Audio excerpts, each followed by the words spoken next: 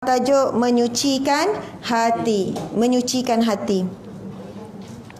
Ini adalah tujuan hidup kita lah. Sebab badan kita makin tua, tenaga kita semakin lemah. Kemudian apa yang kita jaga, yang kita make up, yang kita pakaikan pada zahir ni, pakaian yang kita pakai ni kan, tudungnya, bajunya, kasutnya, yang kita guna kereta, rumah, apa yang kita makan, apa yang mata kita lihat, apa yang telinga kita dengar, semuanya sebenarnya adalah benda yang berkaitan dengan hati. Daripada hati itulah keluarnya apa yang kita nak makan, apa yang kita nak pakai, apa yang kita nak tengok, apa yang kita nak dengar. Dan apa semua yang kita buat itu akan membentuk hati kita. Dan apabila kita mati, segala apa yang kita usahakan, segala benda yang sedang membalut diri kita, semua itu tidak ada erti lagi. Sekarang banyak erti. Pakai macam ni rasa lain, pakai macam ni. Pakaian tu sendiri membezakan kita dengan orang-orang yang susah contohnya. Rumah kita membezakan. Kereta kan orang tengok, ui kereta membezakan. Barang kemas, gelang, semua tu, semua itu yang memberi perbezaan yang besar di antara kita sesama manusia. Tapi setelah kita mati, benda tu tak ada nilai sedikit pun, sebab ketika itu yang hanya dipandang adalah hati kita. Allah Subhanahu wa taala berfirman, a'udzubillahi minasyaitonirrajim. Yauma la yanfa'u malun wala banun illa man atallaha biqalbin salim. Sadaqallahul azim. Di hari yang tidak ada manfaat sedikit pun, iaitu hari kiamat, iaitu hari Yaumul Hisab, hari penuh penyesalan tu, yang tidak ada manfaat lagi. Allah sebut apa? Harta benda dan anak pinak kamu, kecuali man atallaha, yang datang bertemu pulang jumpa Allah masa tu dengan jiwa, dengan hati yang selamat, yang sejahtera. Subhanallah. Kadang masa semayang rasa tak macam kosong je. Rasa tak macam semayang tu, bila nak sujud tu baru rasa yang kita ni semayang.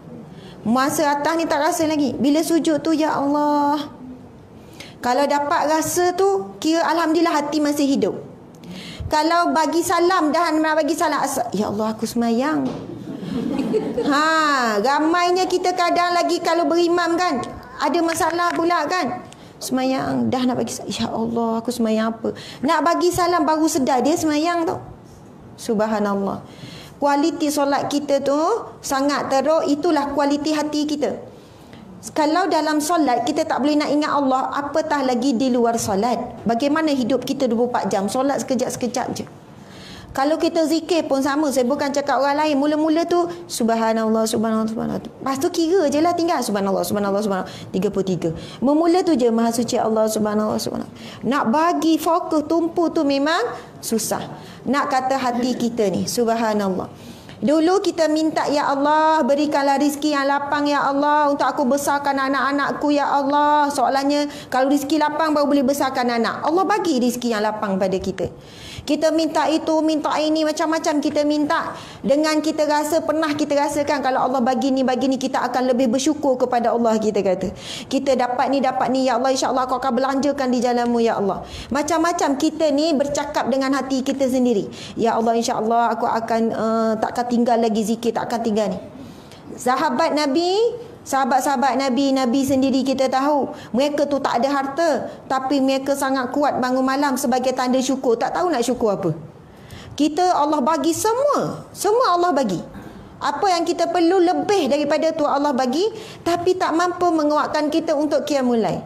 Tak mampu untuk kuatkan kita menambah lagi zikir, selawat nak tambah banyak lagi. Subhanallah, alhamdulillah, Allah akbar, nak tambah-tambah lagi. Tak mampu. Sedangkan kita ada terlalu banyak sebab untuk kita bersyukur kepada Allah. Kalau kita tengok kisah para sahabat, para wali Allah, mereka macam tak ada sebab sangat nak bersyukur. Apa yang mereka ada? Tak ada apa-apa. Tapi mereka cukup menunjukkan rasa syukur kepada Allah. Sebab apa? Satu nikmat yang tidak pernah kita mampu nak ucap dengan kata-kata syukur, walaupun kita tak pernah berhenti satu saat, iaitu nikmat apa? Ya, nikmat iman ada dalam hati kita. Nikmat iman ni, nikmat iman yang ada dalam dada kita, yang kita dapat percuma sejak lahir terus. Lahir sebagai Islam kan. Ramai mana orang bukan Islam di luar sana yang lebih baik daripada kita. yang lebih lembut daripada kita, yang jadi ibu yang lebih committed daripada kita, lagi sabar. Mak Saleh ke orang Cina ke apa, lebih rajin membantu orang susah. Cuba kita tengok, kenal tak siapa nama tu yang Cina? Kuan tu kan? Kuan tu siap ada van jenazah lagi. Van jenazah untuk orang Islam. Percuma. Sebab apa? Dia tengok ramai kalau orang susah. Van jenazah tu kan servis kena bayar juga kan. Semua ni bagi orang miskin, orang susah, dia bagi van jenazah percuma. Telefon je percuma, tak payah bayar. Cara dia buat kerja tu, Kuang, nama dia apa? Kuang ke apa? Kuan je kan. Kalau dalam Facebook tu saya memang follow dia buat gambar kentang tu kan. Ya Allah, dia kena kutuk dengan orang Islam. Saya kata ya Allah, dia ni maksudnya sifat menderma dia tu lebih hebat daripada orang Islam yang kita dijanjikan syurga, dijanjikan pahala, dijanjikan demikian. Sampai Allah sebut dalam Al-Quran nak pujuk kita semua ni supaya rajin nak menderma, rajin nak bersedekah. Setiap kebaikan yang kau berikan tu akan bercambah, seperti satu biji benih akan bercambah jadi 7, dan setiap satu tu bercambah pula jadi 10. Maksudnya kalau 7 jadi 70 dah. Lepas tu bercambah lagi, yang kamu akan tuai di akhirat kelak. Pun begitu kita tak kuat lagi. Dia tak ada janji apa-apa, dia buat semata-mata kemanusiaan. Dia tahap pergi tolong orang tu, kalau orang susah miskin tu, dia dengan kawan-kawan dia ni bersih apa semua. Tak pernah pula dia macam kutuk-kutuk. Maksudnya kutuk miskin dalam miskin pengotor. Memang betul, saya kalau bila tu rumah orang miskin, memang dia akan jadi macam tu. Kalau yang miskin lepas tu kotor, antara sebab kotor tak ada air kat rumah dia. Yelah, kita kata tak boleh jadikan alasan sebab ada juga orang miskin bersih. Lepas tu satu package lagi, saya minta maaf lah, kadang kalau orang miskin yang fakir sungguh ni, yang memang miskin betul-betul rumah kosong ni, semayang satu. Memang ramainya tak semayang, tak solat, ramai yang tak solat. Yang ni kalau minta bantuan, sebab kalau siapa ikut, walaupun kita tak wawakan tapi kita masih buat kerja ni, Masya Allah. Kadang saya tanya, bukan kadang, saya akan tanya soalan ni. Dah duk minta, selalu banyak kali dah minta. Kali pertama pun tanya, Puan semayang tak? Cik semayang tak? InsyaAllah nanti kami semayang, Ustazah, kami semayang. Lepas tu tak lama tanya lagi, Cik semayang tak Zuhur? Tolong jawab dengan betul. Cik Zuhur tadi semayang tak? Belum lagi, sekarang dah nak asal. Cik semayang sekarang? Semayang kena ikhlas Ustazah, tak boleh paksa. Oh, dia jawab macam tu. Ada melalui telefon, melalui mesej pun ada. Ustazah, benda bab ibadah tak boleh paksa, kena ikhlas. Ini soal hati, pandai. Saya jawab, baiklah tuan, kalau tuan cakap macam tu, saya tunggu ikhlas dulu baru saya bantu. Saya minta maaf, saya tak boleh tolong sebab saya tak ikhlas. Ini soal hati, saya tak ikhlas, saya tak boleh tolong. Lepas tu berhenti cakap. Lepas tu dia mesej pula, Ustazah, bagilah Ustazah, memang berapa hari tak makan. Memang saya tahu, memang betul. Sewa bilik je, ada anak 3 orang. Baru makan biskut je Ustazah berapa hari ni. Tunjuk gambarnya, saya percaya. Tapi saya minta sekarang Cik dengan isteri, saya kata cakap dengan isteri pula, semayang sekarang juga. Tapi semayang tu kan kena ikhlas. Saya kata bab wajib tak perlu tunggu ikhlas. Bila namanya benda wajib, tutup aurat ke, solat ke, puasa ke, kena paksa. Tak ikhlas pun wajib buat. Kalau kita dah buat benda yang wajib, walaupun tak ikhlas, sekurang-kurangnya kita terlepas daripada azab api neraka Allah. Tetapi pahala tak ada. Sebab buat tak ikhlas, bahagian pahala tak ada. Tapi bahagian terlepas daripada azab kerana tak solat, terlepaslah. Jadi alang-alang solat, ikhlaslah, rugi. Tapi kalau dia solat, insya-Allah walaupun terpaksa. Ramai mana orang solat sebab terpaksa? Kita pun selalu solat sebab terpaksa. Lagi-lagi time sakit, time pening kepala, time sakit perut, bukan terpaksa ke? Ya Allah, memang terpaksa. Memang kita memaksa diri kita. Tetapi Allah tengok. Subhanallah. Sini pun ada kat depan ni. Meh. Cik Linda kita. Okey, subhanallah. Baiklah, saya nak sentuh juga bab ni tentang isu kerajaan negeri Terengganu. Saya orang Terengganu kan. Puji sikit. Siapa orang Terengganu lagi? Baru nak ngaku. Okey, ada berapa orang lagi orang Terengganu kan? Ataupun nak ngaku nenek moyang saya. Tiba-tiba kan.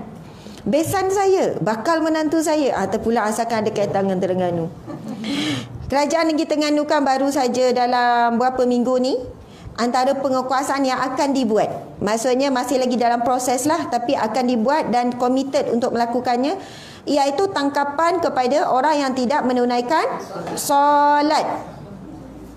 Tangkapan kepada orang tak solat boleh tangkap. Maksudnya boleh termasuk dalam, wallahualam macam mana saya tak tahu nak jadikan undang-undang ke. Hari ini kalau khalwat boleh tangkap tak?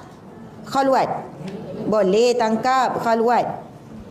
Malam tadi kan ada heboh pasangan melepaskan rindu kena tangkap. Ada tengok juga?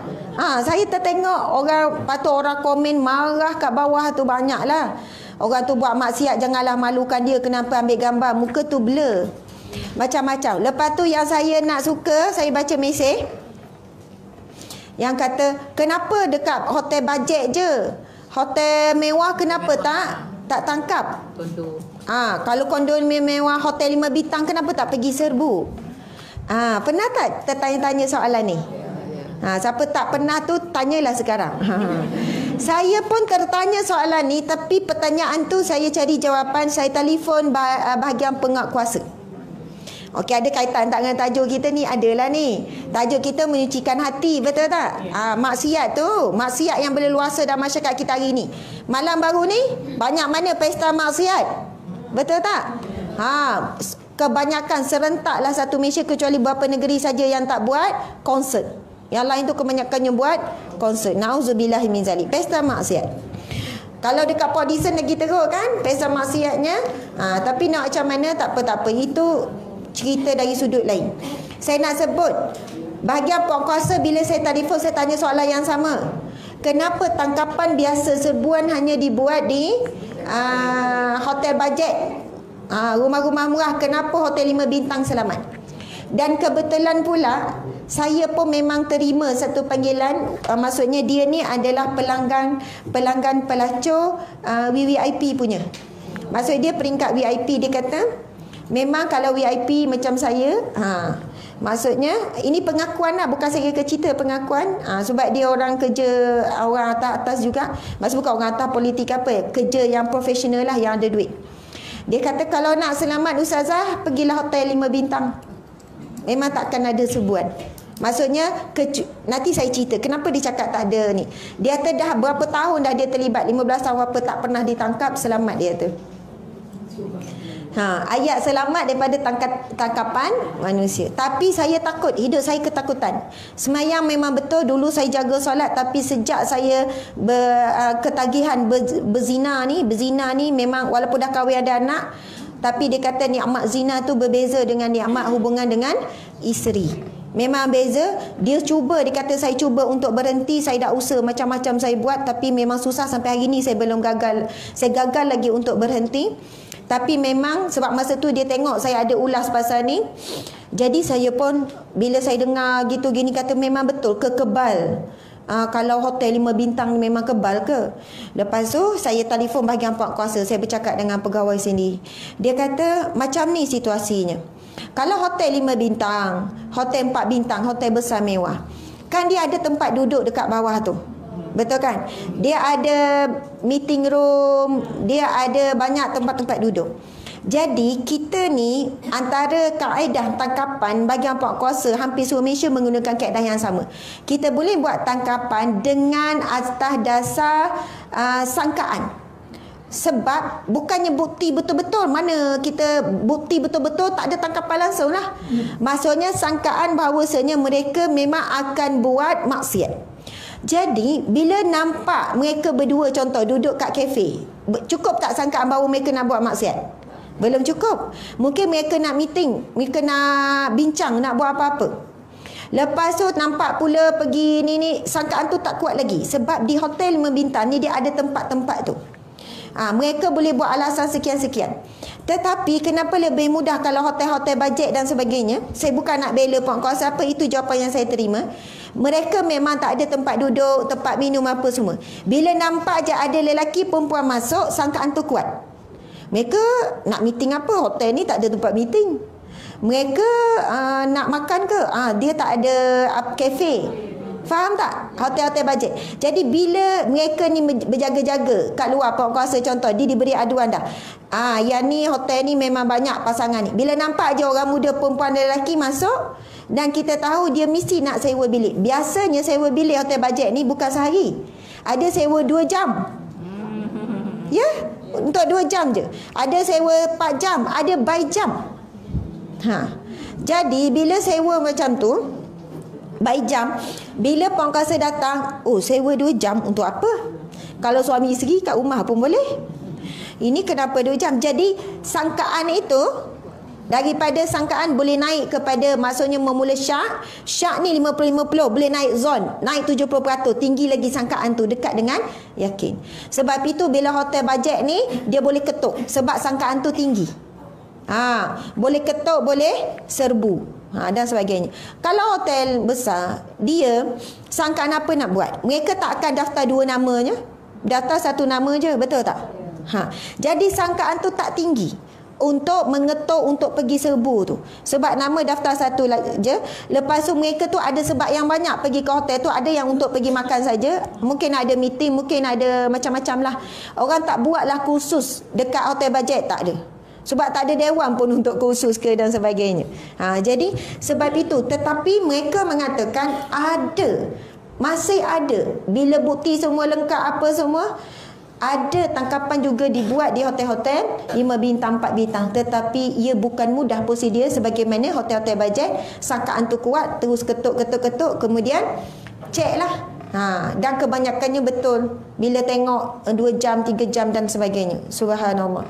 Jadi punca sebenar berlaku maksiat ni, kalau tangkapan jenayah syariah sekarang, tangkapan boleh dibuat ke atas apa? Orang yang main judi kena nombor ekor, betul kan? Dia ambil nombor ekor, nampak orang Islam, boleh tangkap. Puasa siang hari Ramadan, boleh tangkap. Lagi apa lagi? Minum arak, boleh tangkap. Punca minum arak, main judi, apa lagi? Punca tadi khalwat, punca apa? Semuanya balik kepada tak solat. Sebab itu bila kerajaan Terengganu buat peraturan tangkapan kepada orang yang tidak solat, automatik sebenarnya akan mengurangkan semua jenayah yang lain. Sebab itu memang disebut dalam Al-Quran, as-salata tanha 'anil fahsya'i wal munkar. Solat itulah yang akan mencegah daripada perbuatan keji dan perbuatan munkar. Sebab itu kita ni makcik-makcik kan, bukan kata tak mengumpat langsung, ada lagi ngumpat tu kan kadang-kadang. Ngumpat tapi semayang tak tinggal. Sebab semayang tak tinggal itulah yang membuatkan kita rasa berdosa bila mengumpat pasu istighfar, astagfirullah. Orang yang tak semayang sebab dia dah meninggalkan satu perintah wajib yang paling berat dalam agama kita.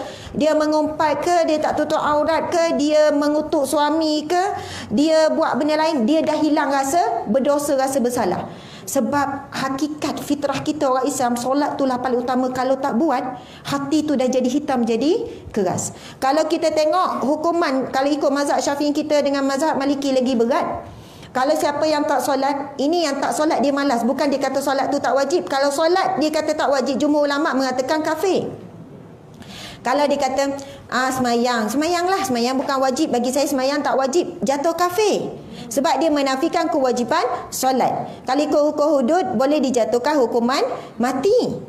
Tapi kalau ikut mazhab Syafi'i kita, pendapat berkenaan dengan hukuman bab orang yang tak semayang ni, kalau dia malas nak semayang, tapi dia tak cakap semayang tu tak wajib, orang yang begini boleh tangkap, dipenjarakan, paksa dia solat dalam penjara tu. Paksa-paksa, kalau dia tak nak solat juga, sampai peringkat boleh dijadikan hukuman hudud, iaitu boleh dijatuhkan hukuman mati. Itu kalau kita rujuk hukum sebenar bab solat. Sebab apa? Merujuk kepada hadis Nabi SAW. Farqun bainal kufri wal iman as-salah. Yang membezakan antara kufur dan juga iman adalah semayang. Kalau semayang, dia ada iman, dia orang Muslim. Tak semayang, terkeluar iman dia.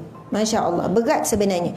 Bila kerajaan Terengganu ditadbir oleh pemimpin Islam, insya Allah semua pemimpin Islam kita ni, cuma ada beza pemimpin Islam itu kuat atau tidak nak melaksanakan hukum Allah. Bila pegang beberapa bulan, kalau siapa ikut, banyak manifesto dalam pilihan raya, saya rasa 80% dah semua telah pun ditunaikan, dilaksanakan, ataupun 100%. Wallahu a'lam. Yang saya tengok tu lepas satu-satu manifesto tu memang dibuat. Sebab janji dibuat dengan rakyat itu janji dengan Allah. Bukan janji main-main akan dituntut. Satu-satu kemudian semualah macam contohnya pada waktu Jumaat semua premis tu diberhentikan, ditutup sebab nak mengelakkan ramai orang tak solat Jumaat contohnya.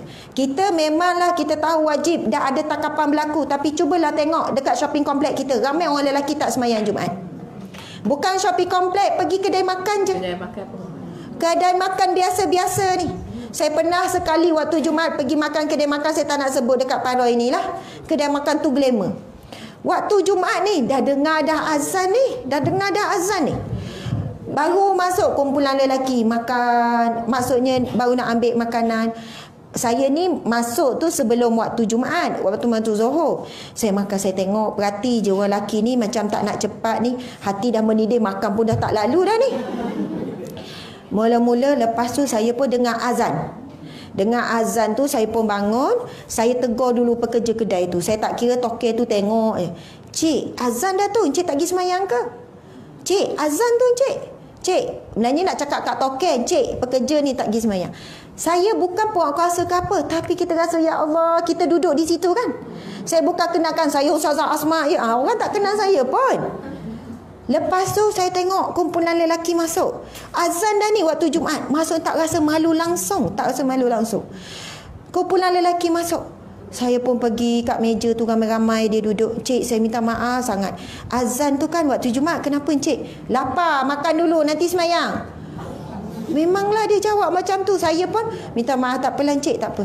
Dah cakap dekat semua meja, saya pun keluar ketar-ketar. Sebab apa? Takut.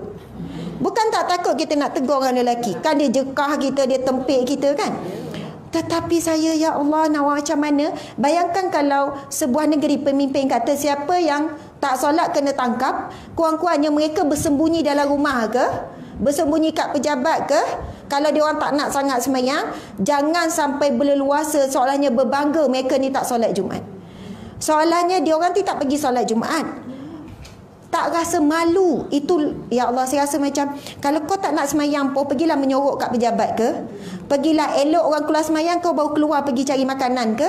Nampak sikit malu, hormat orang waktu Jumaat. Tapi hari ini budaya masyarakat kita dah sampai tahap tu sebenarnya sangat parah. Bagaimana nak didik anak-anak mereka? Bagaimana nak bagi contoh kalau bapa? Ini saya cerita bukan orang muda ni, muka bapa-bapa orang. Ada elok dengan isteri dengan anak duduk makan sama-sama. Tu bapa tu. Betul tak? Pergi waktu Jumaat, perhatikan. Jadi bila ada sesebuah negeri nak laksanakan tak solat nak tangkap, waktu Jumaat tutup semua premis sebab nak elak daripada secara terbuka duduk ni, sokonglah kita. Sebab yang sedihnya orang Islam kita sendiri yang keji. Orang Islam sendiri yang berbunyi pasal kerajaan Terengganu nak buat solat, kalau tak solat kena tangkap, betul tak? Orang Islam yang berbunyi, bukan orang kafir. Kata itu hak asasi, kita tak boleh ceroboh, tak boleh paksa. Nak sebut benda wajib, memang wajib dipaksa. Kalau pemimpin dah sampai satu tahap, insya-Allah moga-moga Negeri Sembilan pun boleh buat benda yang sama, insya-Allah.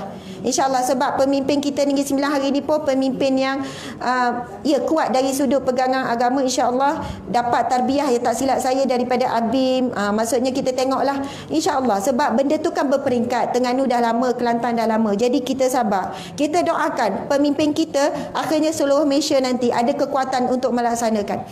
Bila kita jaga bab solat rakyat kita, automatik akan kurang. Akan kurang dari segi masalah-masalah maksiat, automatik. Utamanya bab solat saja. Subhanallah. Nabi bersabda lagi, as-salatu imaduddin faman aqamaha faqad aqamaddin. Solat itu tiang agama dan tiang kehidupan. Faman aqamaha faqad aqamaddin wa man taraka faqad hadamaddin. Siapa yang tinggalkan solat, ia meruntuhkan agama dan meruntuhkan hidup dia. Kalau sebuah kerajaan tak jaga solat rakyat dia, seolahnya kerajaannya itu sedang diruntuhkan. Na'udzubillahi min zalik. InsyaAllah. Nampak kecil je buat solat tu, tapi itulah benda asas. Dan soalan yang pertama akan ditanya di alam kubur, hadis Nabi, ialah tentang solat. Kalau solatnya selesai, amalan lain tak payah semak, semua Allah terima. Tapi kalau solat tak selesai, amalan lain, puasa ke, sedekah ke, semua akan ditolak. Betapa pentingnya paksi solat. Subhanallah. Okey. Kita baca, hendaklah anda tumpukan perhatian anda kepada hati dan batin anda. Rasulullah sallallahu alaihi wasallam bersabda, "Innallaha la yanzuru ila suwarikum wa a'malikum, wa innama yanzuru ila qulubikum wa niyyatikum." Sedekah Rasulullah sallallahu alaihi wasallam. Sesungguhnya Allah tidak melihat kepada rupa kamu. Allah tak tengok langsung rupa kita, pun Allah yang buat. Dan amalan kamu, tetapi dia melihat kepada hati dan niat kamu. Subhanallah. Niat kita ni datang kuliah ni untuk apa ni? Nak cari ilmu kan? Ke nak makan kuih lepas habis kuliah ni? Tak adalah kan? Subhanallah. Sebenarnya melalui niat kita dah dapat pahala siap-siap. Ada orang pasang niat nak datang kuliah malam tadi lagi, betul kan? Betul. Dah pasang niat tu, siap beg. Dah siap beg. Oh hebatlah. Dah siap buat beg letak tepi pintu. Nak cakap kat suami tu kan, esok masak awal sikit apa, masya-Allah. Kalau ditakdirkan Allah tak dapat datang, adalah sebab-sebab lain. Suami kata, jom teman saya makan pagi, wajib taat. Contohlah. Sudah bertembung pula, suami suruh teman dia makan pagi sarapan. Ni kan nak pergi kuliah. Jadi taatlah perintah suami. Suami ajak sangat, adalah sebab tu kan. Jadi walaupun begitu, sebab kita dah niat nak datang, dah diberi pahala. Masya Allah, dah diberi pahala. Bahkan mungkin dia dapat pahala lebih daripada orang datang. Contoh kalau orang tu datang, tubuh badan dia ada, tapi hati dia datang, nak beli kat bawah lepas ni. Gelak tu. Sebenarnya tak ada apa, beli tu tak ada masalah, baguslah. Kan bawah ni kan pasar raya kan. Kita sekarang ni kempen menyokong barangan Muslim, pasar raya Muslim, kita sokonglah Mas Bukti ni kan. Kalau siapa pergi Terengganu, ada Sabasun. Sabasun nama dia. Sabasun. Sebenarnya ringkasan, saya tak ingat ringkasan nama tuan tu. Sabasun besar, dia macam pasar raya besar. Siap 2 tingkat ke 3 tingkat. Dah lama ni, lebih 10 tahun dah ni. Pasar raya macam kalau kita pergi Giant, macam kita pergi Maidin, besar. Dan hak milik penuh Melayu Islam. Produk masuk semua produk Islam. Masya Allah, Terengganu tu dah lama, dah 10 tahun. Maksudnya ni kita doakan mudah-mudahan insya-Allah Tuan Haji Makno kita dengan Cikgu Saina kita sampai peringkat boleh buat, maksudnya lengkap semua keperluan. Jadi sana memang penuh selalu. Orang Melayu Islam kita memang penuh, memang ramai, beratur-ratur. Sebab memang menyokong budaya tu memang ada. Bukan kata Cina, India, pasar raya lain tak ada. Tapi wujud pasar raya begitu. Tak mustahil pun di mana-mana bila sokongan umat Islam tu kuat. Subhanallah.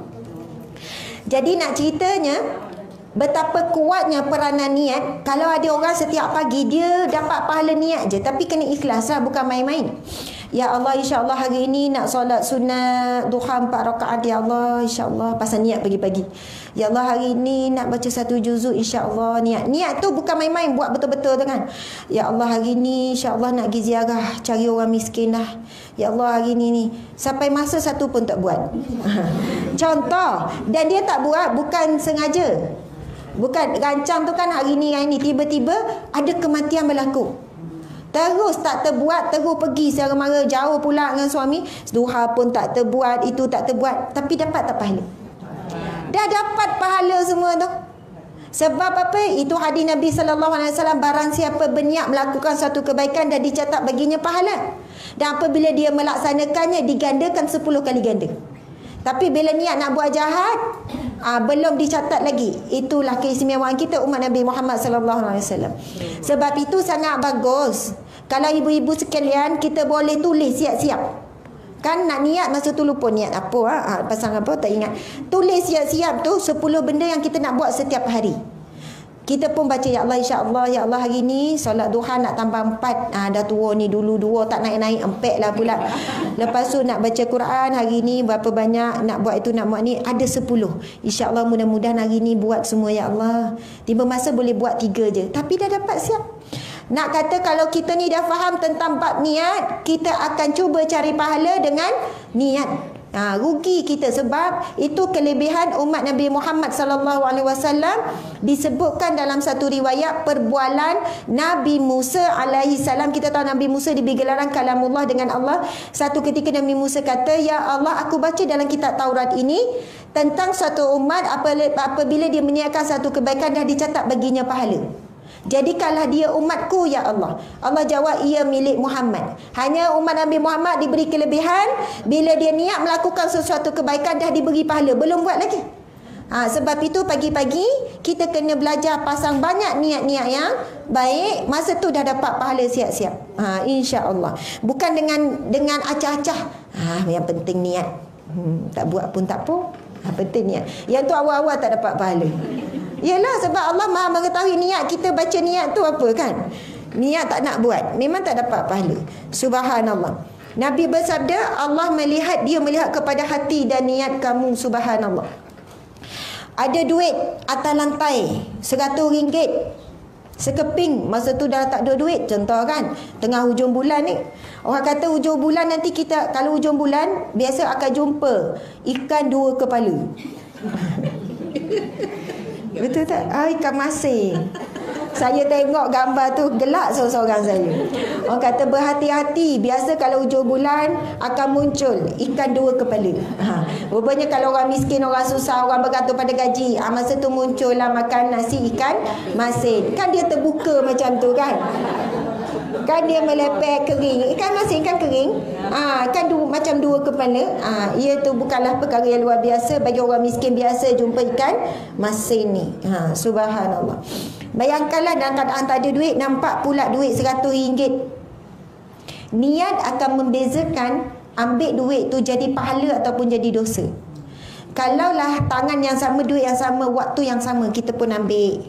Kita ambil dengan niat nak pergi hantar dekat surau terdekat ataupun nak hantar dekat balai polis ke apa, nak buat pengumuman. Duit siapa yang hilang 100 ni. Betul kan? Jadi niat yang membezakan. Yang kedua pula ambil terus untuk dia guna. Duit yang sama, masa yang sama, tapi yang membezakan niat. Yang pertama dapat pahala sebab dia nak pergi hantar ke tempat yang berwajib. Tapi yang kedua dia ambil dengan niat nak guna, tanpa dia melalui dulu proses. Kalau Islam ni benda berharga, kalau jumpa kena buat pengumuman dulu. Kalau dah buat pengumuman dalam 3 hari, tak ada orang tuntut, tak ada siapa-siapa yang tuntut, maka orang yang jumpa barang tu boleh ambil, jadi milik dia. Kalau makanan pula jangan tunggu sampai 3 hari. Kan? Jumpa satu box KFC. Yang family box tu. Siapa tertinggal ni? Jangan pula terus makan. Orang tu mungkin patah balik kan. Bolehlah tunggu kadar yang agak lama mungkin, tapi tak ada nak nunggu kat situ kan. Tapi nak sebut kalau makanan, maksudnya kalau kebetulan kita penduduk kawasan tu, kita tengok kalau lagi sekejap basi ni boleh dimakan. Kalau benda berharga kena buat pengumuman dulu. Surau, carilah surau masjid. Siapa ada kehilangan sejumlah duit gini-gini, dah dia buat pengumuman tu, nanti bolehlah. Orang tu boleh datang jumpa balik. Ada orang tuntut tak Pak Haji? Tak ada. Bolehlah ya. Kau Pak Haji tu faham, kau Pak Haji tu tak faham, apa awak nak. Tapi sebenarnya memang ada hukum hakam, barang hilang, orang yang jumpa tu, itulah rezeki dia setelah 3 hari. Saya pun tak 3 hari yang saya pun tak ingat sangat berapa hari, tak siap saya 3 hari buat pengumuman dia boleh ni. Bayang kalau jumpa gelang umeh tu kan. 3 hari tak balik tu, nunggu. Sambil berdoa janganlah ada yang tuntut. Dia adalah nilai dia pula tu, berapa lama lagi proses dia lagi. Subhanallah. Okey, kita tengok lagi. Oleh itu hendaklah anda membenarkan ucapan anda dengan amalan, dan membenarkan amalan anda dengan niat serta ikhlas, dan membenarkan niat dan ikhlas pula dengan membersihkan batin dan meluruskan hati, kerana hati itu adalah asal dan punca segala perkara. Dalam sebuah hadis Rasulullah sallallahu alaihi wasallam bersabda, "Ala inna fil jasadi mudghah." Baca sama-sama hadis Nabi ni, duduk tegak sikit aja. Cik-cik, anak-anak dara sekalian. Mak-mak dara, nenek-nenek dara. Okey. Bismillahirrahmanirrahim. Ala inna fil jasadi mudghah iza salahat salaha sairul jasadi. Wa iza fasadat fasada sairul jasadi. Ala wahiyal qalbu. Ketahuilah, sadaqah Rasulullah sallallahu alaihi wasallam. Kalau kita baca firman Allah, kita sebut sadaqallahul azim. Kalau baca hadis Nabi, kita boleh tutup dengan sadaqah Rasulullah sallallahu alaihi wasallam. Masya-Allah. Automatik kita berselawat kepada Nabi, betul kan? Bila kita berselawat sekali, Allah balas dengan 10 kali kan? Itu hadis tu pun dah banyak kali kita ulang, tapi kita tak hafal juga tu hadis Nabi tentang selawat tu kan. Okey, boleh tak ikut saya? Boleh ya? Bismillahirrahmanirrahim. Bismillahirrahmanirrahim. Man shalla alayya salatan wahidatan sallallahu alaihi asyara salawat. Sadaqah Rasulullah sallallahu alaihi wasallam. Maksudnya ikut juga ya. Ikut juga.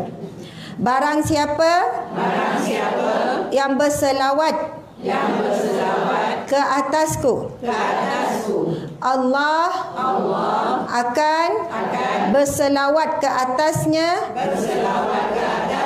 10 kali selawat. Subhanallah, alhamdulillah.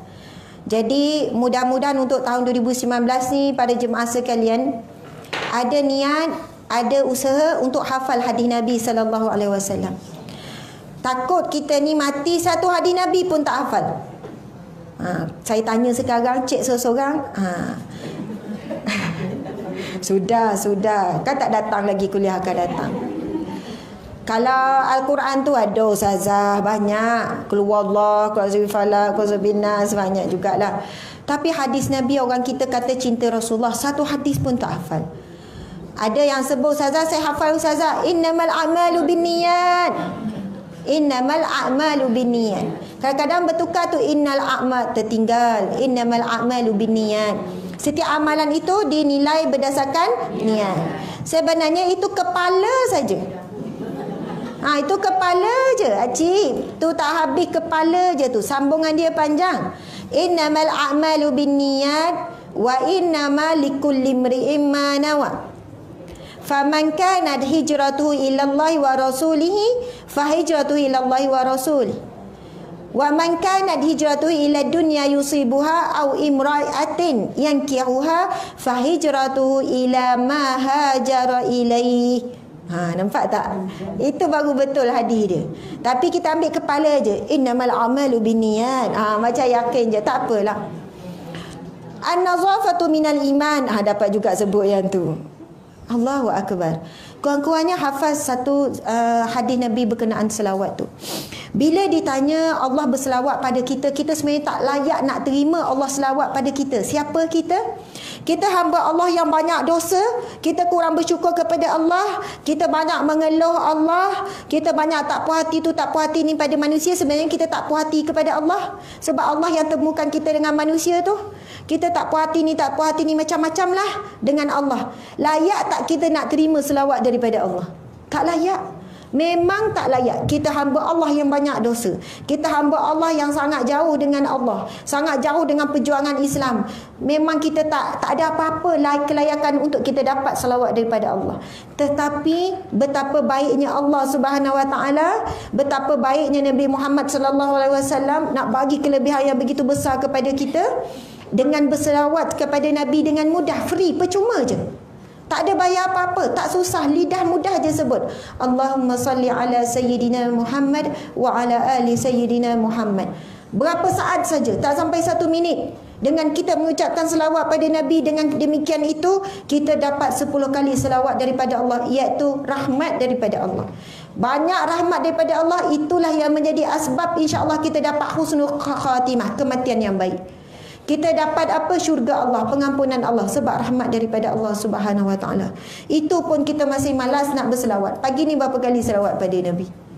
Jadikan zikir tambah 33 tu kan. Yang subhanallah, alhamdulillah, Allahu akbar. Tambah juga selawat 33 kali. Kena buat wajib. Sebenarnya tak lama. Ambil yang paling pendek. Allahumma salli ala Sayyidina Muhammad. Pendek tu je. Tambah yang tu kalau boleh insya-Allah tambah selawat, tambah istighfar, tambah la ilaha illallah. Selepas sekali lepas solat kan kita baca subhanallah, alhamdulillah, Allahu akbar. Itu hadis Nabi yang sahih. Sangat besar pahala dia. Tambahlah istighfar 33 kali. Kemudian la ilaha illallah, itu afdalu zikru la ilaha illallah, supaya akhir kita mati kita boleh sebut kalimah la ilaha illallah. Orang yang jarang sebut la ilaha illallah, agak-agak bila nak mati dapat tak sebut la ilaha illallah? Allah, berat. Kajian memang ada dibuat. Hanya 20% saja umat Islam boleh sebut kalimah la ilaha illallah bila saat nak mati. Ramainya mati mengejut, tak ada sempat ucap ataupun sakit tenat. Orang keliling sebut la ilaha illallah tapi mulut tak boleh sebut. Dan kita harap dia husnul khatimah. Sangat sedikit umat Islam boleh sebut kalimah la ilaha illallah bila saat akhir kematian. Jadi kita kena latih lidah kita sebut selalu. InsyaAllah lepas solat, antara zikir jangan tinggal, istighfar, kemudian la ilaha illallah, kemudian selawat. Tambah 33, sekejap je sebenarnya. Sekejap saja. Subhanallah. Buat juga rutin tu dengan anak ke, dengan cucu ke, insyaAllah. Subhanallah. Okey. Kita tengok lagi. Subhanallah. Dah. Dia suruh berhenti dah ni. Tak bunyi dah ni. Pukul berapa sekarang? 10 tepat. Oh, 10 tepat. Dia bunyi balik. Okey, subhanallah ibu-ibu sekalian, macam itulah kita ni kan. Cubaan. Cubaan. Ujian, dugaan. Allahu akbar. Mungkin ustaz-ustaz lain kalau ceramah suara tak kuat sangat kot kan. Jadi bateri kurang sikit guna. Saya suara kuat, jadi bateri tu asyik habis je bila time saya. Okey. Oh, ada bateri. Okey, sikit lagi lah. Tapi ni tak bunyi dah ni. Subhanallah, subhanallah, subhanallah, subhanallah. Allahu akbar. Okey.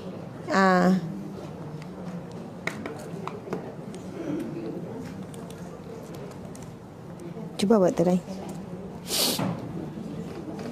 Dia ada speaker tu kan. Kita try mic ni ya. Boleh ya Ustaz? Okey. Subhanallah. Sikit lagi. Kalau ikutkan keinginan nafsu nak berhenti sekarang kan. Ustazah pukul 10. Tapi tadi kan kita mula lambat sikit. Kita baca Asma Husna. Kalau saya pun lagi cepat lagi. Tak. Bukan lagi bagus tak. Kalau boleh tak nak balik kan? Balik. Nak kena masak. InsyaAllah. Subhanallah. Alhamdulillah. Nak habiskan baca hadis ni. Kita baca tadi tak baca terjemahan. Ketahuilah bahawa dalam tubuh badan itu ada sepotong daging.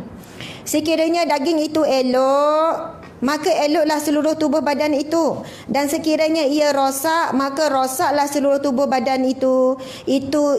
Ketahuilah itu adalah hati. Biasa dengar hadis ni kan? Ada beberapa wasilah, ada beberapa matan hadis ni.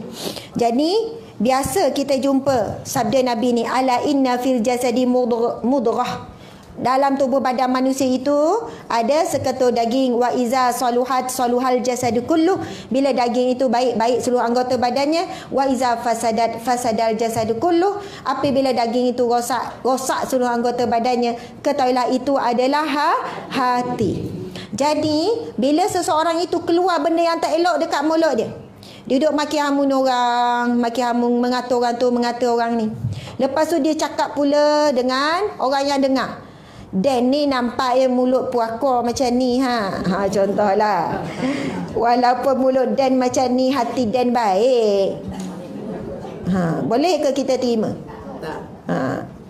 Ustazah, walaupun saya garang dengan suami Ustazah. Ayat tu kan. Saya memang garang Ustazah dengan suami, tapi saya penyayang. Macam tu kan. Hati saya baik Ustazah. Dia garang ni ialah adalah tahap-tahap kegarangan tu kan. Okey. Apabila keluarlah benda yang tak elok dari lidah, daripada mata, daripada telinga, daripada tangan, ia membuktikan ia adalah sebagai signal tanda hati. Mesti ada kaitan dengan hati. Sebab itu salah kalau kita sebut kan, kalau bahasa don't judge a book by its cover, betul kan? Jangan menilai buku daripada luaran, daripada kulit, betul kan? Memang betul itu terpakai pada buku saja. Betul. Tengok buku tu kan, macam tak best je. Bila baca, ya Allah, best. Ada tu nampak kulit, wow, macam hebat. Baca, kosong, tak ada apa-apa. Cuma dia kumpul kata-kata dia saja. Faham tak? Tak ada kata ulama, tak ada. Itu tulisan dia, kata-kata simple dia je. Mungkin kita kata, nilainya tak boleh bagus sangat sebab ini kata-kata manusia saja. Okey. Tapi bagi manusia, kalau hukum kita Islam, kalau ikut kaedah syariah, nahnu nahkum bizawahir. Kita menghukumkan seseorang daripada zahir. Contoh, bila seorang wanita tu tak tutup aurat, kita boleh katakan dia ada masalah dengan akidah dia. Kalau kita cakap depan, marahlah. Awak ni ada masalah akidah ni.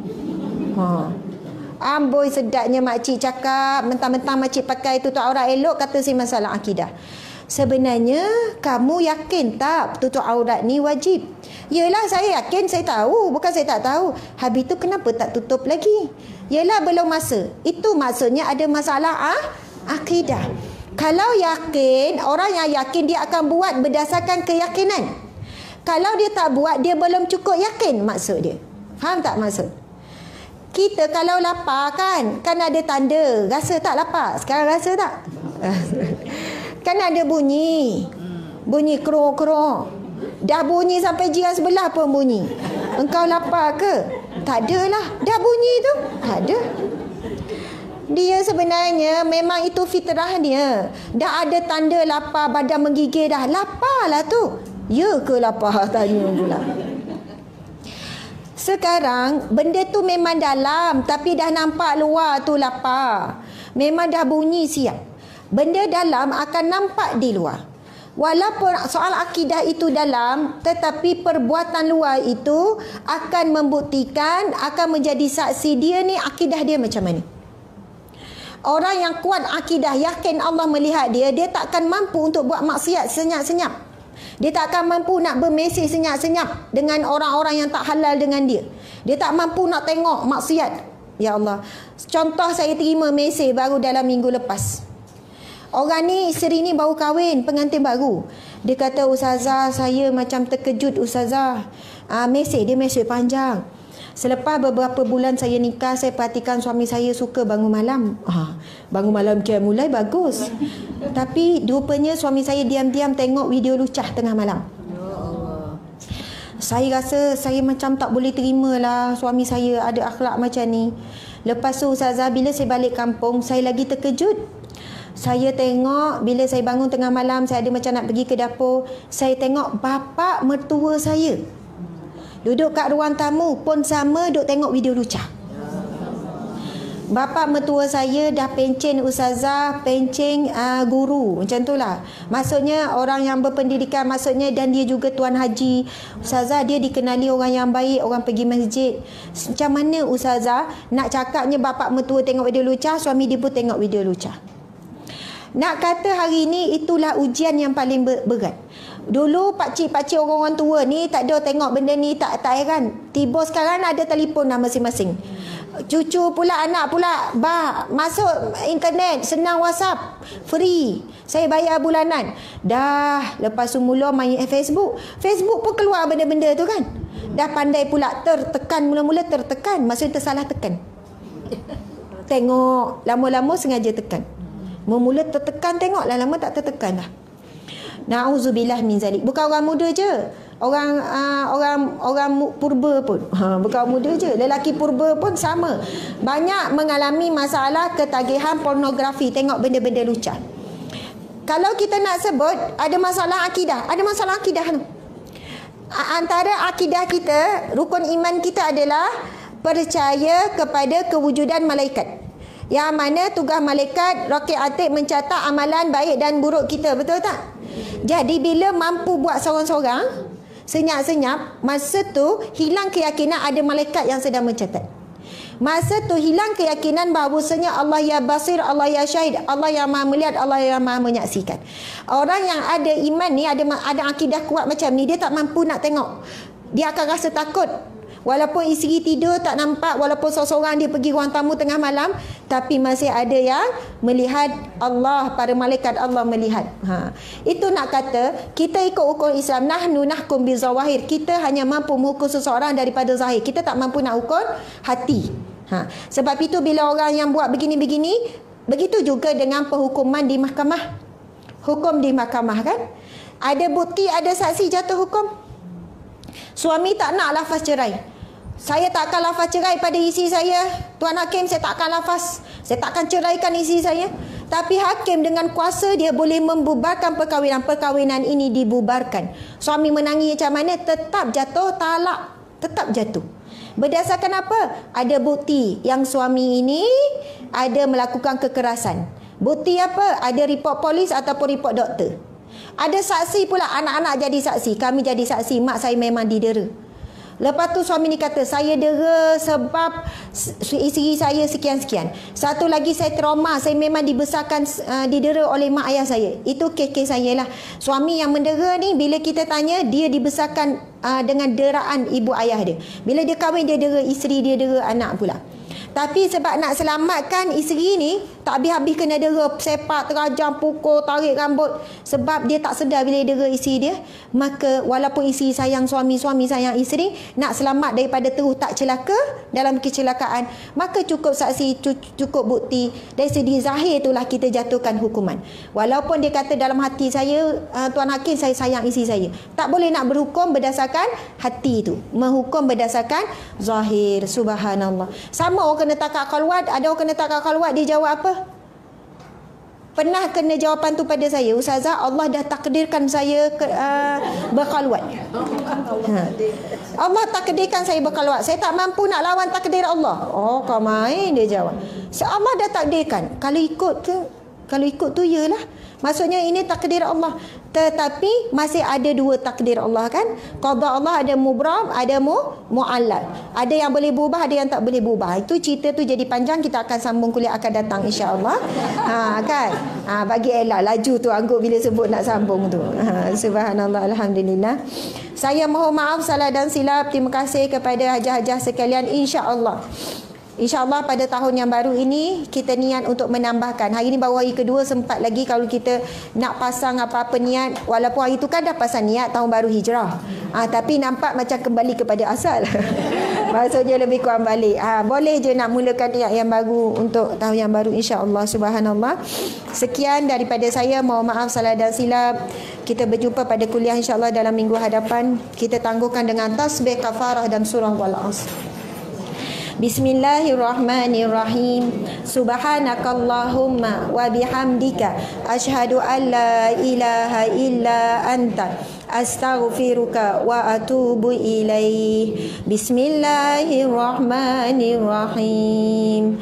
Wal 'ashr innal insana lafi khusr illa allazina amanu wa 'amilus solihat wa tawasaw bil haqqi wa tawasaw bis sabr.